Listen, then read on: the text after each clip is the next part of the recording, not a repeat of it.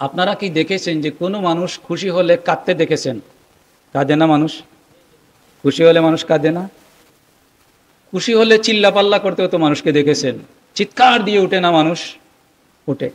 আবার কোনো মানুষ খুশি হলে কোনো কিছু জড়িয়ে ধরে তার মায়ার মানুষটাকে জড়িয়ে ধরে, এরকম দেখেন নাই? কোনো মানুষ খুশি হলে পকেটে যা কিছু আছে চোখ বুজে সব দিয়ে দেয়, যা নিয়ে যা সব, এরকম হয় না? এক একজনের খুশি প্রকাশের ভঙ্গিমা এক এক ধরনের, ঠিক আছে? কিন্তু খুশিতে কেউ কাউকে কি মারতে দেখেছেন? মারতে তো দেখেন নাই। কারো মাথায় আঘাত করতে দেখেছেন? দেখেন নাই। তাহলে খুশি জাহির করার মতো এক একজনের অনুভূতি প্রকাশের ভিন্ন ভিন্ন রূপ আছে, কিন্তু সেটা যদি বৈধ হয়, সেটা কি কেউ কোনোদিন অবৈধ বলেছে সমাজে? আপনারা বলেন না আমার কথাটা। আমি অভিজ্ঞতা শেয়ার করতেছি, আমি এখানে যে জিন্দাবাদ দেওয়ার জন্য আমি বলতেছি না, আমি বলতেছি যে খুশি প্রকাশের ভঙ্গিমা ভিন্ন ভিন্ন হতে পারে। 10টা ছেলেকে একত্রিত করেন, দেখবেন তাদের আনন্দ ভিন্ন ভিন্নভাবে প্রকাশ করতেছে। কেউ লাফাচ্ছে, কেউ চিৎকার দিচ্ছে, কেউ হাসতেছে দাঁত বের করে, কেউ মুস্কিও হাসে। খুশি বা আনন্দ জাহির করার হালাল পদ্ধতি অনেকগুলো আছে। আপনি সদকা খয়রাত করতে পারেন, আপনি আপনার ভালোবাসার মানুষকে জড়িয়ে ধরতে পারেন, আপনি চিৎকার দিতে পারেন, যদি ভালো কোনো শব্দ থাকে সেটা দিয়ে আপনি চিৎকার, তাকবীর দিতে পারেন, আপনি ইয়া রাসূলুল্লাহ বলে চিৎকার দিতে পারেন। আপনি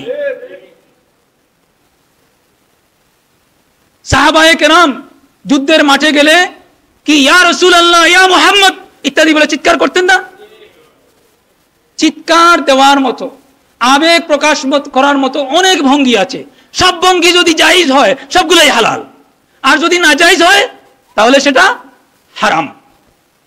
কথা হচ্ছে কি, লা ইউমিনু আহাদুকুম হাত্তা আকুনা আহাব্বা ইলাইহি, সবচেয়ে বেশি ভালোবাসা যদি আমার জন্য না হয়, অতএব সবচেয়ে বেশি ভালোবাসা আমি যেভাবেই প্রকাশ করব, সেই ভালোবাসার প্রকাশভঙ্গি যদি জায়েজ হয় তবে আমারটা হালাল। ঠিক আছে? এখানে এত কিছু দলিল আদিল্লার প্রয়োজন হয় না। তারপরেও আমি বলতেছি, এখানে উলামায়ে কেরাম আছেন। আমি একটা কথা বারবার বলি, আমি শুনেছিলাম যে এখানে অনেক গরানার আলিম উলামা থাকবেন, আমি জানি না এখানে আসেন কিনা। আমি আলতামিসু ইনদাকুম মানে নজরাকুম ইলাইয়া আনা আকুলু আল্লা তাখতালিফু মাসাইলিন সাগাইর। আমি বলতেছি মাসাইল সাগাইর সম্পর্কে ইখতিলাফ করে কোনো লাভ নেই। তাহাদ্দিয়াতুন কাসীরাতুন তুকাবিলুনা ফি হাদাল ওয়াক্ত ফালা তুকাফির আখাকা ওয়ালা তুফাসসিক আখাকা। লিআন্না নবী সাল্লাল্লাহু আলাইহি ওয়াসাল্লাম ইয়াকুল লা তুখরিজ আখাকা আনিল ইসলামি বিআমালিন ওয়ালা তুকাফিরহু।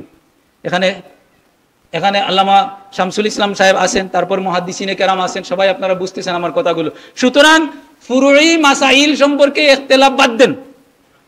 অনেক কঠিন কঠিন মাসাইল নিয়ে আপনারা চ্যালেঞ্জের মুখোমুখি আছেন, মাসলাগুলো শিখেন, হাদিসগুলো মুখস্থ করেন। আমি ছোট মুখে অনেক বড় কথা হয়ে যায়। আমি অনুরোধ করব, আপনারা শুধু তিলাওয়াত করে কানতে হবেন না, সেগুলো হাদিসগুলো একেবারে ইবারত সহ মুখস্থ করেন, টুটস্থ করেন, তারপর ছেড়ে দেন। তার কারণ আপনি এখন ফি জামানিন তুকাবিলু তাহাদ্দিয়াতাল আকাইদ। আল্লাহ পাক রব্বুল আলামিন আলিম উলামাদেরকে, কারণ আপনারা জানেন যে ওই যে আপনারা তো জানেনই যে এই জামানায় এসে উলামাহুম শিরারু মান তাহতা আদিমিস সামা মিন ইনদিহিম তাখরুজুল ফিতান ওয়া ইলাইহিম তাউদ। সুতরাং আমাদের কাছ থেকে যেন কোনো ফিতনা বের না হয় এবং সেই ফিতনাগুলোর দ্বারবাহক যেন আমরা না হই। আমাদের উপর দিয়ে যেন আপনার যে কিয়ামতের আলামতগুলো আমাদের মাথার উপর বহন করে যেন না আসে। আসুক, যারা জাহিল তাদের মাথার উপর দিয়ে, আলিমদের মাথার উপর দিয়ে যেন কিয়ামতের আলামতগুলো না আসে, আমরা সেই ব্যাপারে সতর্ক হই। আলিম উলামা আমার বন্ধু, সবাই আমার এখানে বন্ধু বান্ধব, সবাই পরিচিত মুখ। আমি সে কথাগুলো বলছি একান্ত নিজের আপন ভেবে, এবং যারা মুরব্বী আছেন তাদেরকে বলবো, আপনারা হাদিসের উপর ইত্তেবা করুন এবং সালফে সালেহিন যে আমলগুলো রেখে গেছেন, এ পর্যন্ত একটি আমলও পাই নাই যে আমলটা হাদিসের বিপরীত, সহি হাদিসের বিপরীত আমরা এ পর্যন্ত পাই নাই। আমি আসলে খুব ব্যক্তিগতভাবে খোঁজাখুঁজি করতেছি, দুই একটা আমল যদি এরকম পাওয়া যায় যে বদলানো যায় কিনা। আমি অনেক চেষ্টা করেছি, কোনো আমল বদলাইতে পারি নাই এ পর্যন্ত।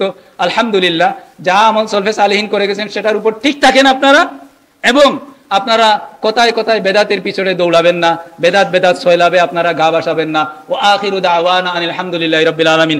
আসসালামু আলাইকুম ওয়া রাহমাতুল্লাহি ওয়া বারাকাতুহু।